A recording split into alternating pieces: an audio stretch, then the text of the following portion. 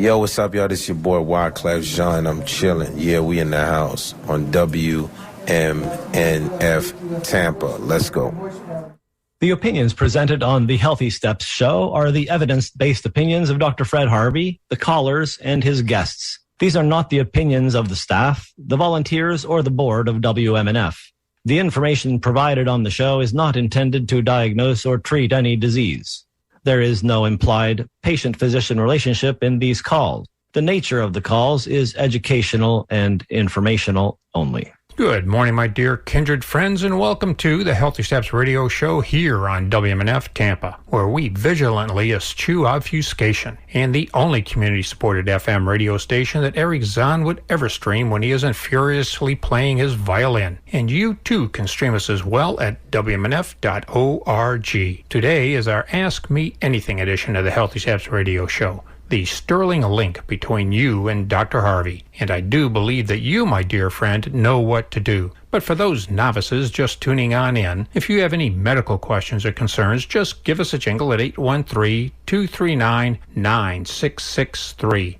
Again, that number to call is 813-239-9663. You can also send an email to dj@wmnf.org or text us at 813-433-0885. Well, Dr. Fred, AMA always seems to bring out the best in our listeners, and I always get my money's worth out of each and every AMA Monday.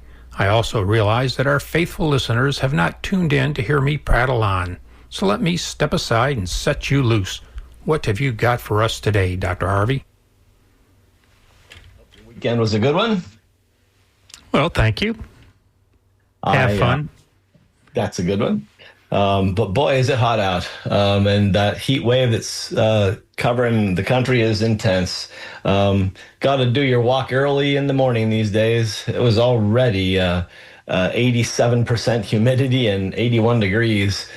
Last week I went on a little sidetrack there. I was going to talk to you about magnesium because I saw an interesting article about magnesium. And, a lot of people take magnesium supplements. And with good reason. Magnesium is a really important mineral. It is the fourth most abundant mineral in your body.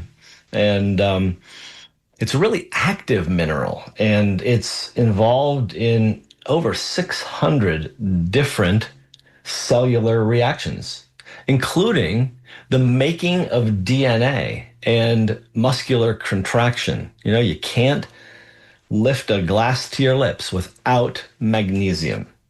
And yet, with it being this important, it's estimated that up to about 70% of American adults don't get the recommended daily allowance of magnesium.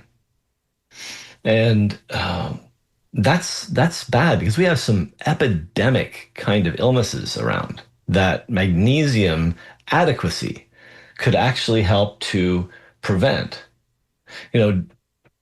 Diabetes and obesity are really an epidemic now. 50% of Americans are obese, American adults, that is. And they do go hand in hand, the diabetes, sugar control problem, and obesity. And so what they've shown is that deficiency can lead to some of these disorders. But the article that I read was in National Geographic, and it was specifically how magnesium affects your sleep and anxiety. And many people think that magnesium is useful for treating anxiety or for treating insomnia. But in reality, it's not that clear. Some studies suggest that in certain situations, taking some extra magnesium might actually give some short-term benefits. Others, in a systematic review about 10 years ago, they looked at lots of studies, but many of the studies were of poor quality. And so they found some of the studies said it worked, some of the studies said it didn't. And we find this for mild depression symptoms, anxiety symptoms, mild insomnia. And it also, I think, depends on what the magnesium is attached to, because magnesium alone is an ionic mineral that doesn't travel in nature that way. It's always connected to something: magnesium chloride, magnesium oxide, magnesium glycinate. And these are salts. Minerals make salts with other chemicals, and then they are soluble. If they're in the ionic form, they have to attach to something. So magnesium and chloride go together well. And magnesium chloride is what's in seawater, and it's very well absorbed, actually. The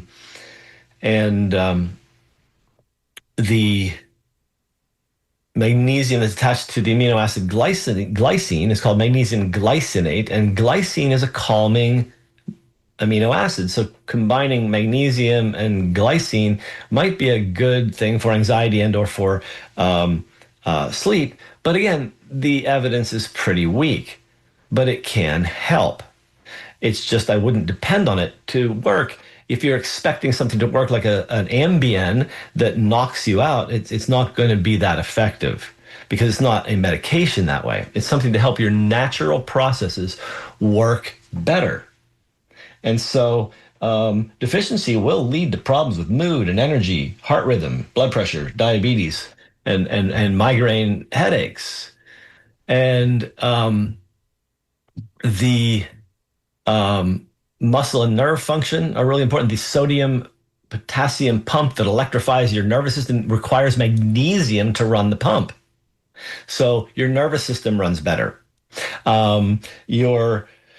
There's a receptor in the brain called the NMDA receptor. Magnesium blocks it from weak signals. We don't want the NMDA receptor to be activated because it causes brain cell death.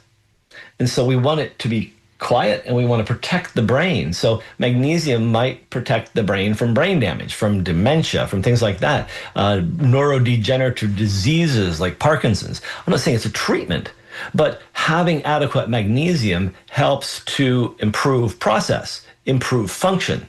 The purpose of functional medicine is to help you improve function no matter what label someone else has given you. It may help with preventing diabetes, but there's very scant evidence that it might help with blood sugar control. It might help with blood pressure prevention, but it doesn't seem to really drop blood pressure very much, maybe a couple of points. So it's not a treatment. Using nutrition is actually helping normal function get better. And so it'll help with protein synthesis and DNA synthesis and DNA repair. And it actually helps with bone density. You need magnesium to work with the parathyroid hormone that helps with calcium metabolism. Magnesium and calcium work together there. And so you actually might get stronger bones, less fractures if you actually add magnesium. Additionally, magnesium helps convert vitamin D into vitamin D3, the active form in the body. And so, yeah, it's a really important mineral. And you might notice, it's hard to get deficient because your kidneys are going to hold on to it when you have too little, and they're going to get rid of it when you have too much. It's really a good system. But you might have fatigue, loss of appetite, possibly weakness, numbness, tingling, muscle cramps, things like that. But people that are at risk to have magnesium deficiency, these are people that have alcohol use disorder. It depletes magnesium. Gastrointestinal diseases where you leak, like Crohn's disease, celiac disease, and you're having loose stools and you have leaky gut, you're losing some of your fluids out there. That could do it. Type 2 diabetes does actually increase your risk for magnesium deficiency. And so does the use of long-term medications like acid suppressors, such as the proton pump inhibitors, omeprazole, and that family. And also,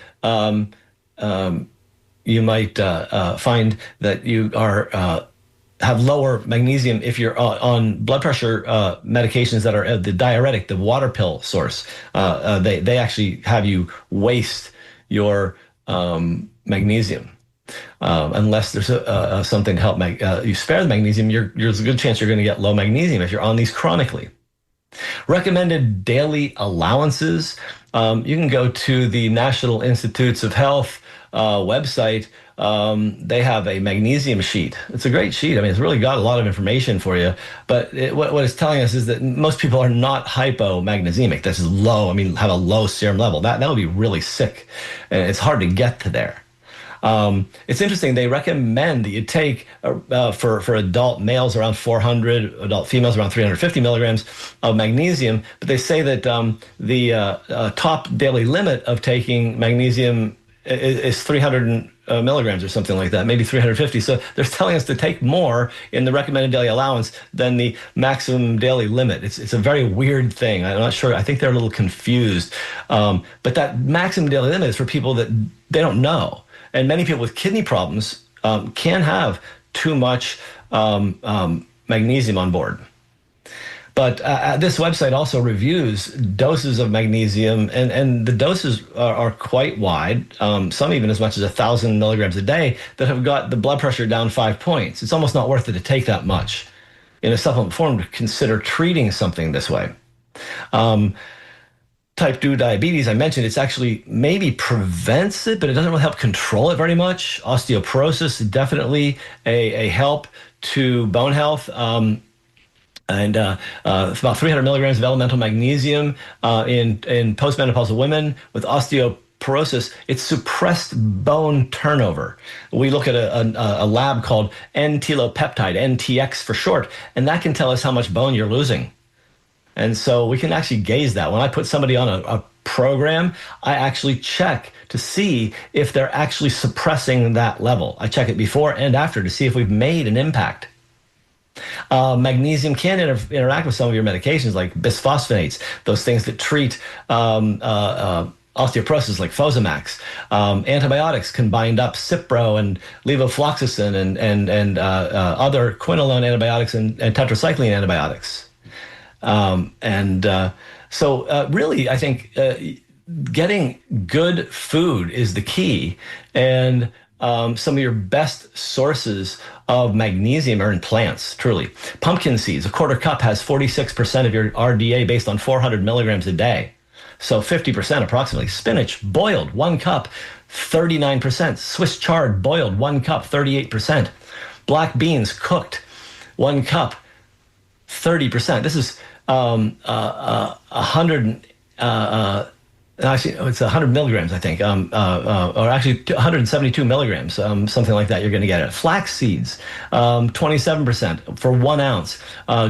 Beet greens, boiled, 24%. Almonds, cashews, dark chocolate, avocado, tofu has 13%. Salmon has 9%. Especially if you're going to get even more calcium if it's the salmon that's cooked in the can. And so you can get your magnesium and your calcium by eating good food. You just need to eat the rainbow. Vegetables carry much of our minerals, our needed minerals. And I would love to engage in conversation about getting some more minerals in your diet. That is a good, encouraging thought there, Doctor. And I do have Sandy from Punta Gorda on the line, but I'm going to tell folks that we're a little disappointed. We want to get this board loaded on up with callers. So just give us a call at 813-239-9663, and you can participate in the Healthy Steps Radio Show with Dr. Fred Harvey here on WMNF Tampa and put Sarah to work. We appreciate her coming on in to do the phones, so give us a jingle at 813-239-9663. You can also send your emails to dj@wmnf.org. Good morning to you there, Sandy. Dr. Harvey, I'm just wondering if you were familiar with dermatomyositis. Dermatomyositis is an autoimmune condition. Uh-huh. Are you familiar with the condition? Well, as familiar as anybody can be with an extremely rare condition. Okay, so not that much. I was just wondering if you knew about BPC 157, if that would be something that would be helpful to that condition. Okay, so BPC 157 is a completely different question.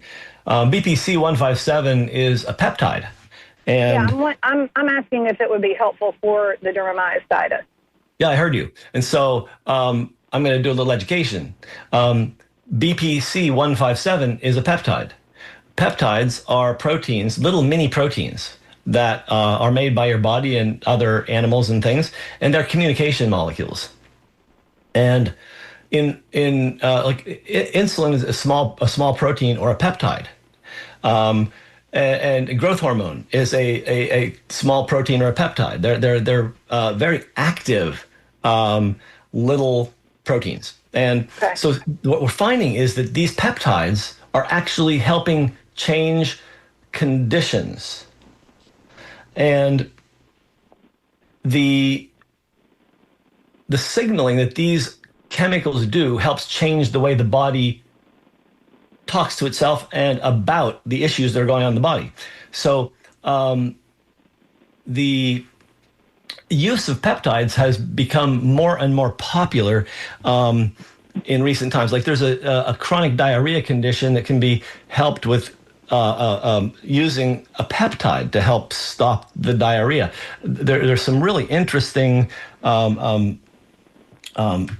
uses. In fact,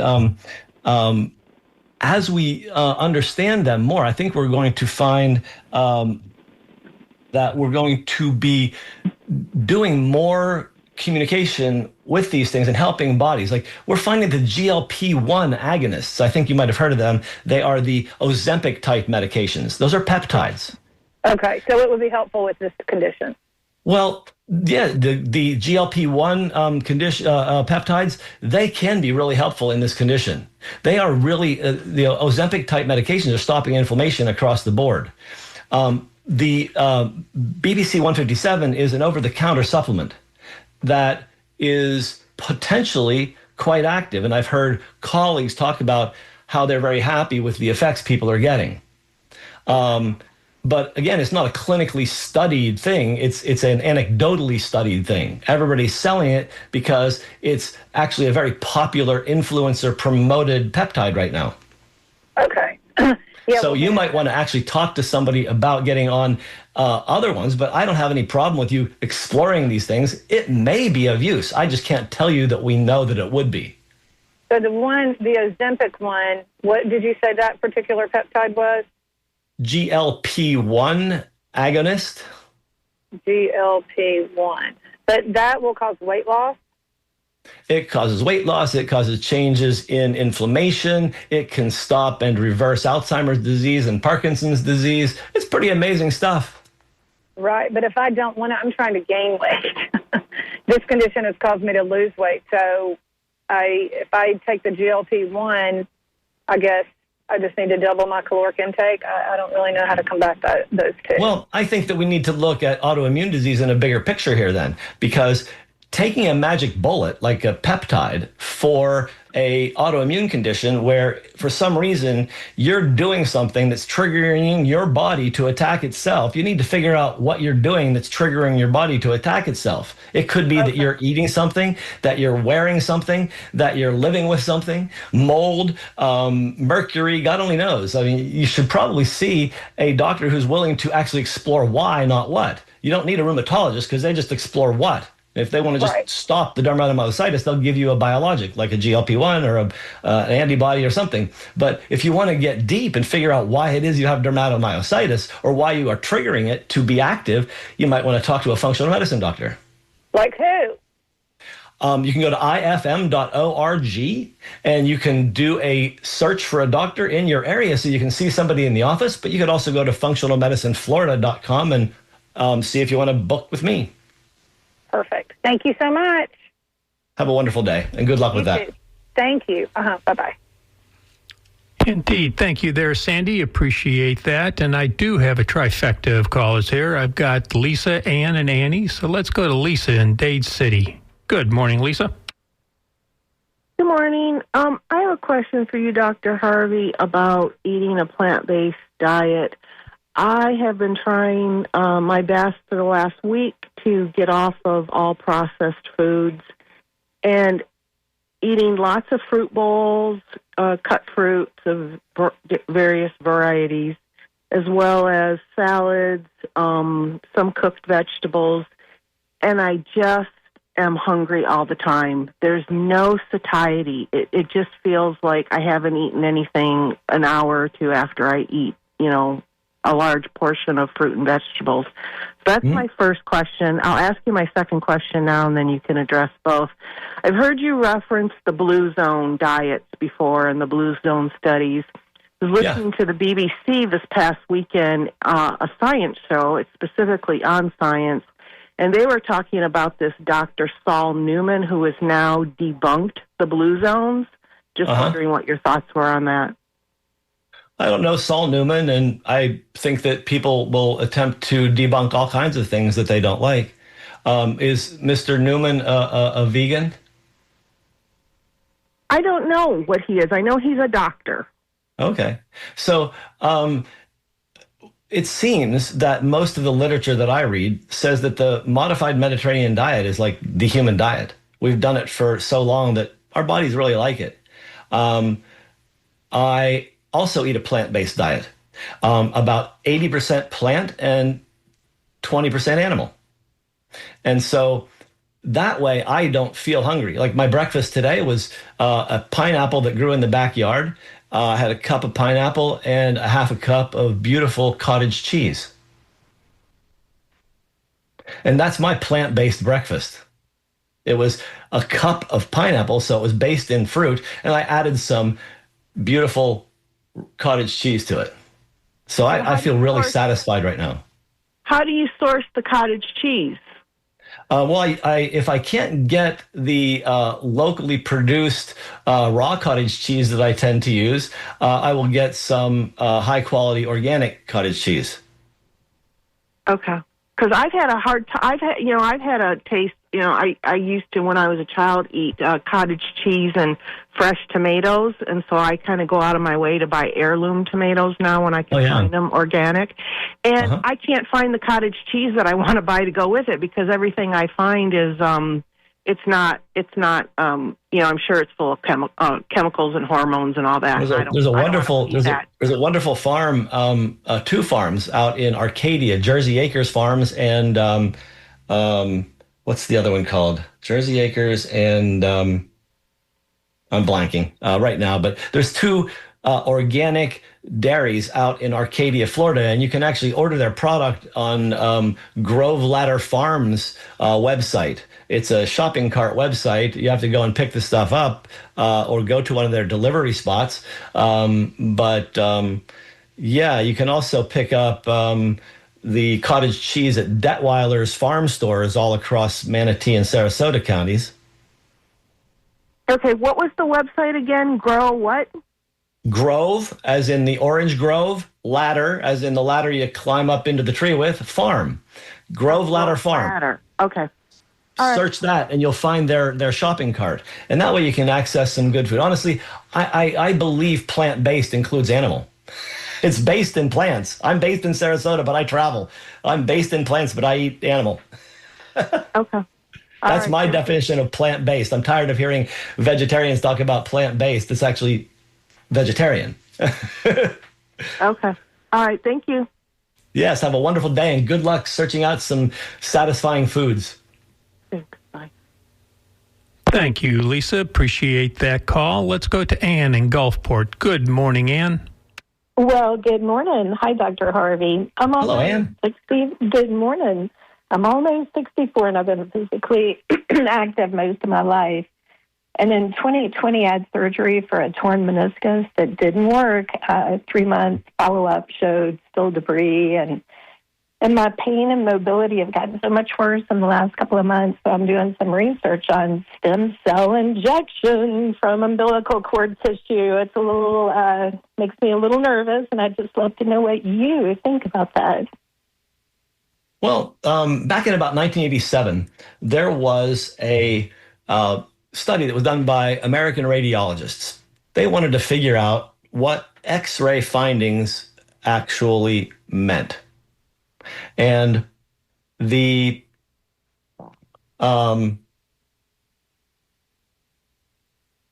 study looked at the correlation between the nature of pain and the nature of the finding on the X-ray. And what they found out is that there is almost zero correlation between X-ray findings and pain.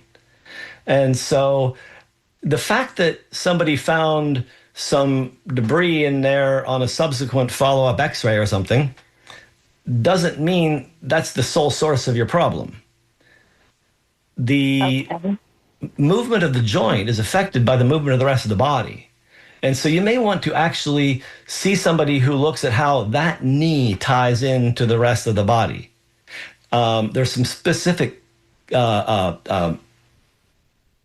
specialists that look at this. Muscle activation technique specialists are personal trainers that work on peak performance. MAT, muscle activation technique. You can Google it and find somebody local to you. Another one is rehab chiropractics. Specifically, not just the regular chiropractor, but one that is a certified rehab chiropractor. They understand how the body works in conjunction with everything else in the body. And so they try to set you up with a functional movement program using taping and things like that. Physical therapists can do it too. But I think it's worth it to have an evaluation of your function before you have more things done. But I will say that if you're moving right, and your body is functioning right, and you've had that evaluated, stem cell therapy can be very effective at actually doing rejuvenation on that joint. Oh, I like hearing that. Have you ever heard of the disc actually regrowing? Well, there is some small amount of evidence there, but the ones that showed regrowth required vast amounts of rest and things like that. I think what we're getting is improved function, and that's the key. Right. Okay. So I think doing both, getting an evaluation of your physical functional movement, kinesiology, rehab chiropractic, MAT, physical therapy, something like that, and consider visiting a doctor who does the stem cell therapy. But after you've done the physical work, you want to actually be ready for the stem cell therapy. Okay. I wish I could find somebody that did it all, and you could trust them to. You're probably not going to find that, but you might. No, that's the next thing. Yeah, that would be awesome. Well, all right. Well, I always appreciate your information, and thank you very much. You're very welcome, and good luck with that. Hope you feel better. Thank you, sir. Bye-bye. Bye-bye. All right, yes. Good luck with that. Let's go to another Ann in Gulfport. Good morning, Ann. Hi. I have a question about magnesium. Yes. I ordered a magnesium supplement from my insurance company online. They sent me magnesium stearate. A friend of mine tells me that that's just mostly for, she said it was something for like male function, and the calcium citrate was better. Magnesium citrate was better. What's a good magnesium that would just be overall for just general? I eat a plant-based diet. I'm a vegetarian for years and stuff. I think I get plenty of magnesium in my food, but if I wanted to take a little extra, which would be the best kind to take? Citrate, stearate, and there are a bunch of others you mentioned.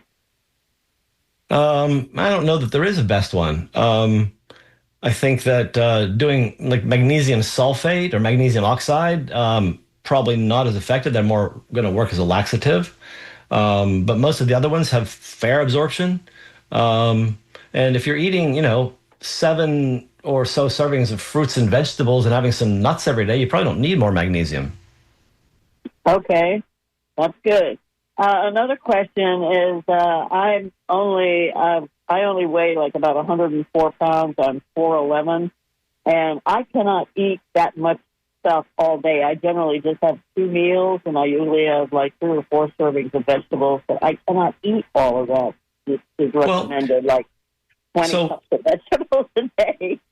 Yeah, so those recommendations are made for probably the average, 70-kilogram person. You're not that, so you don't need as much. You don't have as much volume to maintain. You don't need the calories, so you're probably doing fine with what you're doing. But personally, I like magnesium glycinate, magnesium bisglycinate, simply because I like the hormone or the amino acid glycine because it supports the production of glutathione, your best detox peptide.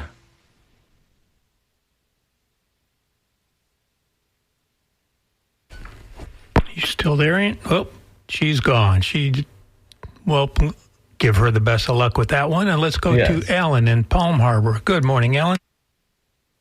Aloha, Doctor. I'm glad I caught you. I just turned on the radio and caught the end of that LP1. I'm not sure if I even copied down the right supplement. But I have rheumatoid arthritis, 50-plus years, and I take all the typical RA stuff, from infusions to... Have you had a functional medicine evaluation to find out why it is you react to things in a rheumatoid fashion? No, I've dealt with rheumatologists all my life. Okay. And what would you like to know today? You had talked, I tuned in at the end of that, I don't know if I have it right, that LP1 supplement or something. You said it causes lose weight, it helps fight inflation. Oh, okay. So GLP-1 agonists like Ozempic are medications. They're glucagon-like peptide number 1, and they resemble that. They're medications that resemble that hormone, and they act in your body to cause it to do things. And is it an over-the-counter thing or no? Oh, no, it's a medication. It needs to be prescribed by a doctor. Oh, and where would I get that test done that you were talking about just a moment ago? You'd need to see a doctor who does that kind of stuff. You'd probably need a nice long history to find out where you might have your challenges. And then when I see a patient, I do testing of their metabolome to find out how the systems are running behind the scenes. And I look at things like the potential for, chronic Lyme disease can actually look like rheumatoid arthritis and trigger all the rheumatoid signals. Problems in the gut with certain gram-negative bacteria can trigger flares of rheumatoid arthritis. They're not the cause, but they make it worse. And if you control these other factors, you have less rheumatoid problems. And so looking at these different other signals in the body that rheumatology doesn't bother with because they have very potent medications that just arrest the disease in many people, and make it so you don't have to do any work about maintaining your own body's health. These are very extensive, esoteric, and deeper evaluations to help understand why you got to where you are. And so you need to look for that kind of doctor in your area if you want to, because that's who looks at these things on a deeper level. And what's your office phone number? I would suggest that you go to ifm.org and you do a Google search, or you do a search on there in your area. They usually do a 25 or 50 mile search for a doctor in your area. ifm.org? Yeah, it's the Institute for Functional Medicine.org. Gee, and what type of doctor am I looking for? A functional medicine doctor. That's all you're going to find on that website. Okay, beautiful. Listen, I certainly appreciate it, and if I have an extra moment here, I'd like to ask you about my wife who's had diagnosed with fibromyalgia for years. Well, I think that's another big conversation. Why don't you have your wife give me a call? Well, I'm not home. I'm in the car, but I will tune in next week and see if we can't do that. Okay. Thank you very much, Doctor. Appreciate it. Yeah. Take care. Thank you, Alan. We look forward to your wife's call next week. And meanwhile, I'm going to go to Tom, and I've got Mary and Jeannie on the line as well. Let's go to Tom. Morning, Tom. Good morning. 2 quick comments and then a question. First off, on the Blue Zone debunking, the guy found that in, I believe it was Okinawa or somewhere in Japan, that the people were lying. They were collecting the retirement checks after people died, so it was skewing the age of the oldest average. Because people were collecting checks from people that would have been 100 years old when they had actually died earlier.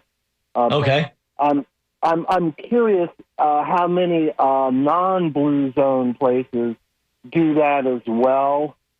So I'm thinking that his skew could be skewed by the rest of the SKUs, if that makes any sense.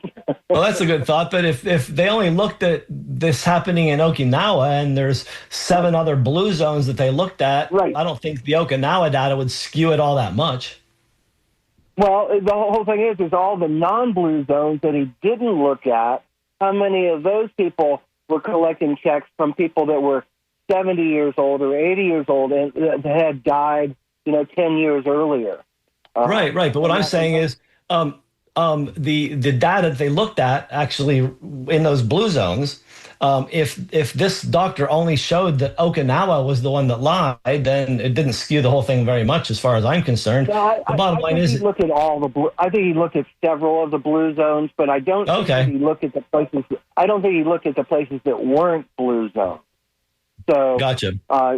That's what I'm saying. Anyway, I wanted to also stress the importance of if you're going to eat cottage cheese, to look for the active and live cultures. I think that you might as well get the double whammy benefits of the casein and the active cultures. You definitely want active cultures. I agree. Right. And I wanted to point out that so many of the brand name cottage cheeses are pasteurized.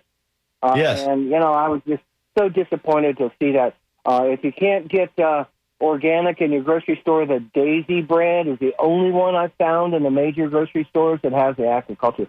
And wow. Okay. Good tip. Thank you, Tom. And congruently, my question is on casein.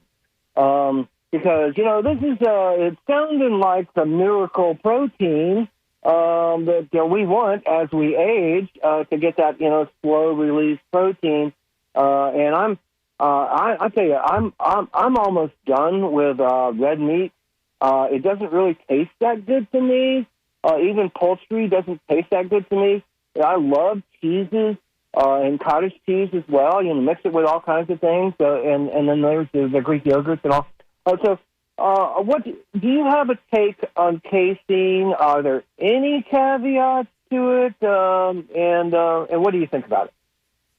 I think using commercial dairy products is questionable, but using organic ones that are well cared for, etc., is better. I think that pasteurization causes the creation of a chemical called a glycation product that is something that's potentially allergenic, and so avoiding pasteurized dairy is probably a good idea for people that tend towards allergy and autoimmunity. But I think casein is a fine protein, and it can augment anyone's diet that's not sensitive to it. And there's no real caveat to it. It's not going to hurt you. You can't OD on cottage cheese. Well, you can take too much protein. Absolutely. People overdose protein in America all the time because they're obsessed with it. But casein in itself is not a problem unless you're reactive to it. Right. But if I was going to substitute my main protein, if I was going to make casein my main protein, not I eat greens, I eat all kinds of vegetables and everything else too. But if I was going to get off the red meat and all that. If I wanted to, focus my proteins, well, I shouldn't say focus, but, kind of up my proteins in the casein direction, that would be nothing wrong with that, right? Well, I just don't think that humans have lived on high dairy protein for very long. I don't think it's a wise choice. I think I'd actually switch over to eating canned smaller fish like mackerel. Had mackerel salad for lunch yesterday. It was delicious. Much lower mercury than tuna and an underutilized species. Right. I'm a sardine freak. There you go. So that's a better protein source, I think, than doing dairy all the time. Well, yeah. I wasn't going to make it exclusive. It's just that kind of like substituting red meat with cottage cheeses and cheeses that have. I would substitute mackerel for the red meat if you're going to do it. Well, I'm not taking my sardines out, and I like mackerel too. But I'm going off of red meat Tom, I have no problem with you using casein. No problem at all. I have no problem with you reducing red meat, especially if it's commercial red meat. If you're not getting red meat from a place like Grove Ladder Farms that raises the cow on their farm from birth to end and doesn't feed it any grain and then has it ethically slaughtered, I mean, that's the kind of beef you want to eat. Yeah, or if you can't afford it. I'm with you. Right. Okay. Thank you, buddy. Have a good one. See you. You too. Have a great day. And thank you there. We do have a full board here. I'm excited. We're down to about the last 15 minutes. So let's go to Mary in Chicago, of all places. Good morning, Mary. Good morning. Hi, Mary. What do you have for us today? Hi, doctor. Thanks for taking my call. My question is related to dementia and Alzheimer's, which unfortunately runs kind of heavy in my family. And I have heard that there's a couple studies out there recommending the most recent shingles vaccine as something that could be somewhat preventative with Alzheimer's and dementia. And then secondarily, my functional doc ran some labs on me, and I haven't had a chance for the follow-up yet, but one of the labs that came back low was something I'm not familiar with, and I was just curious if you are. It's called, it's all capital letters, VEGF, plasma, and my levels for that were low. So just any thoughts you might have. So you want to know what low VEGF means? Yes, and if you have heard about the studies with the shingles vaccine, or if you have any thoughts on that related to dementia and Alzheimer's. Okay, good. So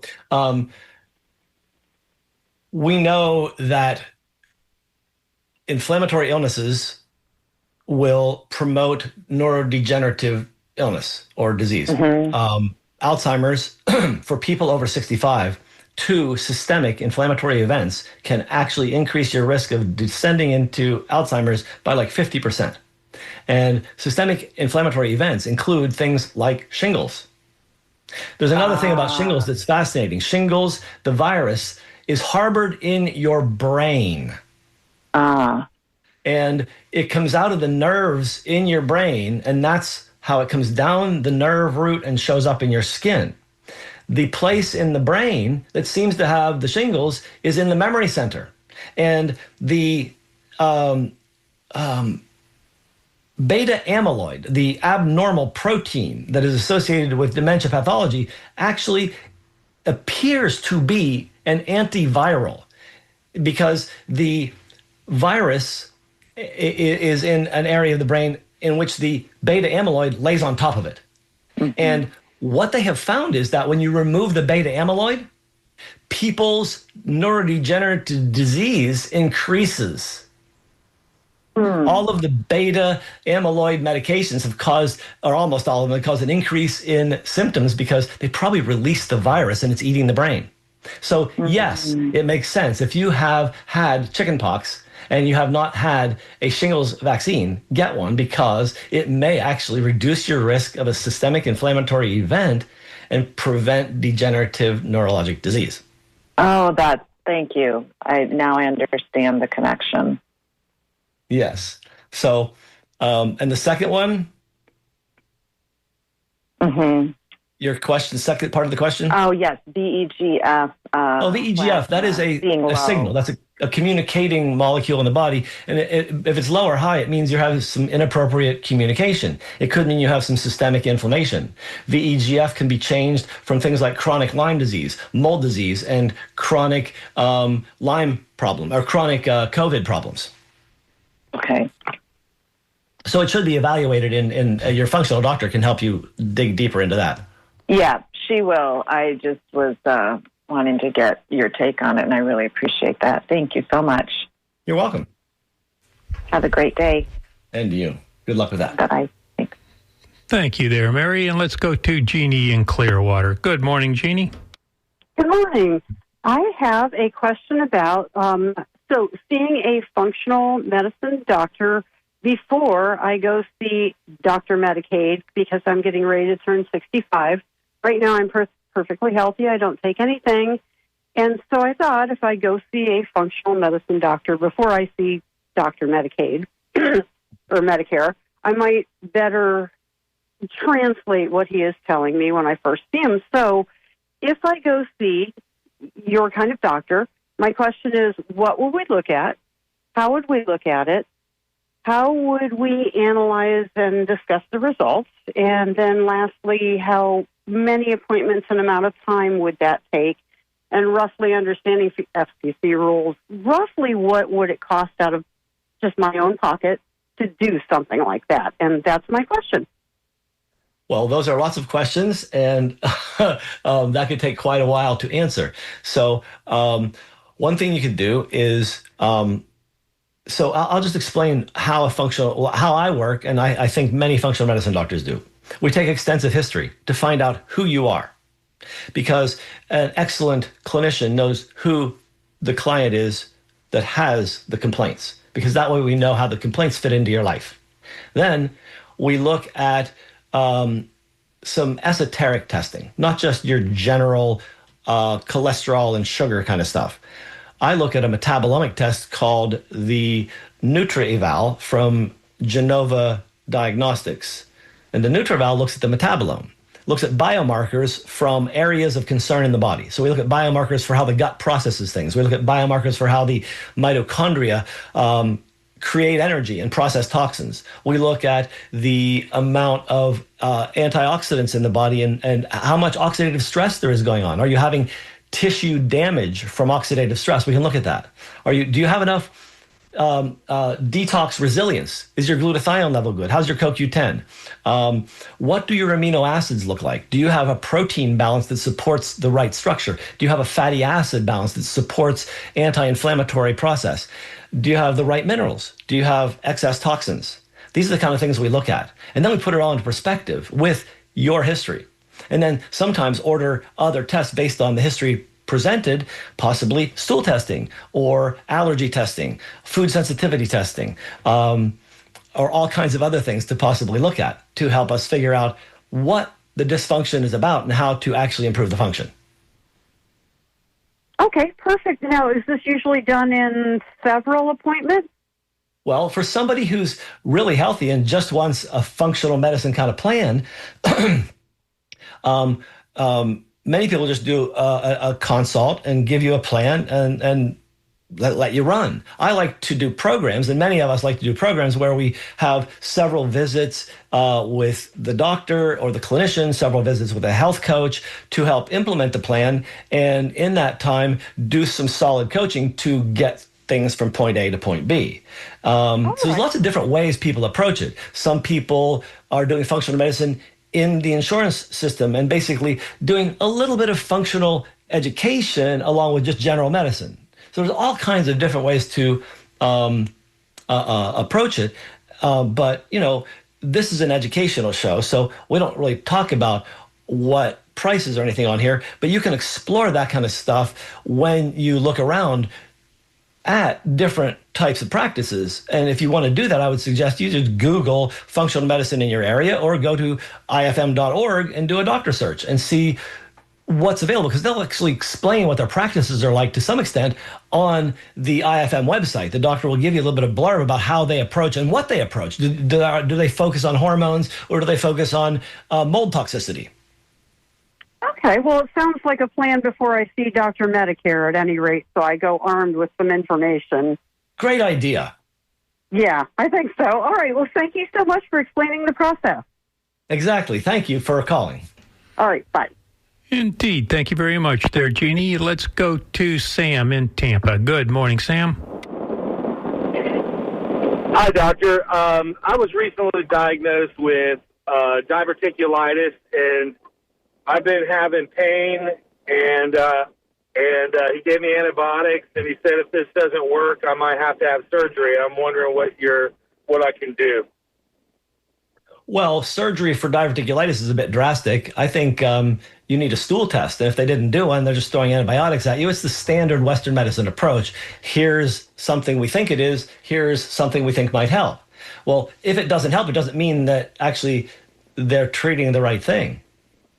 It may be worth it to actually get another opinion. And I don't know many doctors besides functional medicine doctors that do the kind of stool tests that look for the issues you're talking about. But I wouldn't let anybody do surgery on me after having one failed antibiotic round for a first-time diverticulitis.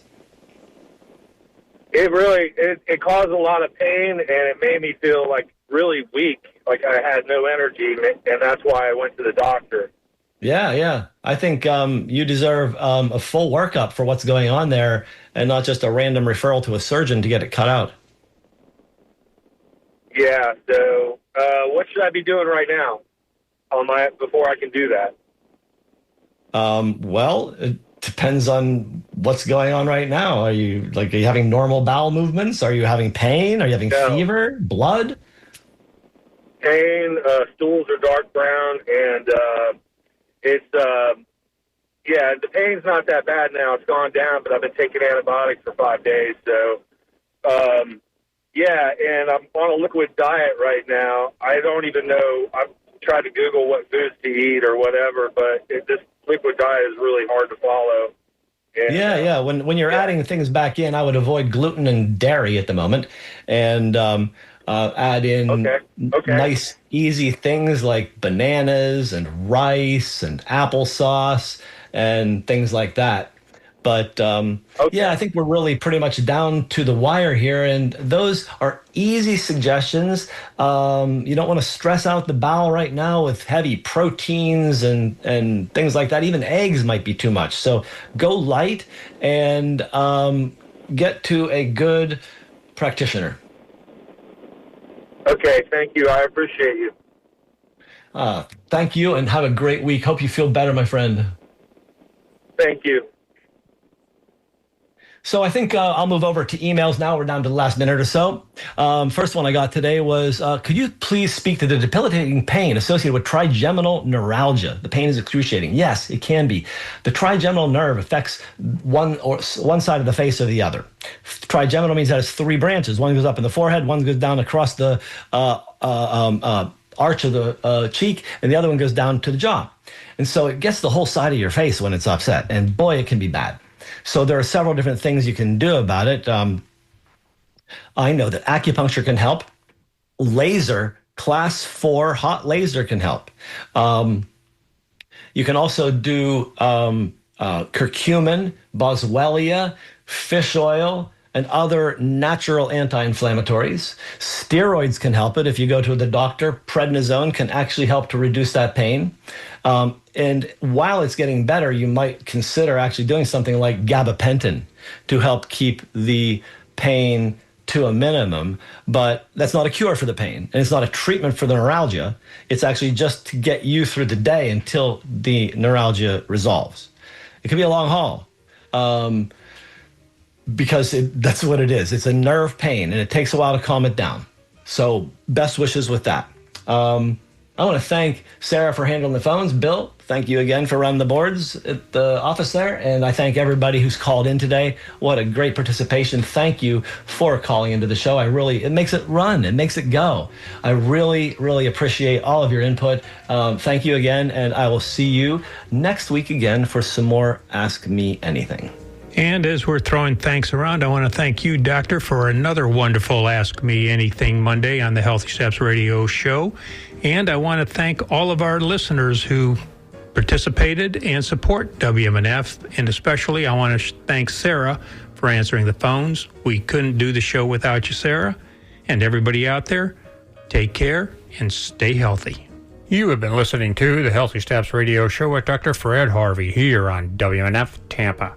Coming on up next is 5 minutes of NPR News, followed by the Sustainable Living Show, hosted by the Razzmatazz Mistress of Sustainability, Tanya Vidovic. Until next Monday at 10 a.m., thank you for supporting and listening to the Healthy Steps Radio Show with Dr. Fred Harvey here on WMNF Tampa, your community-conscious radio station. Stay safe, stay thoughtful, and know that you are loved.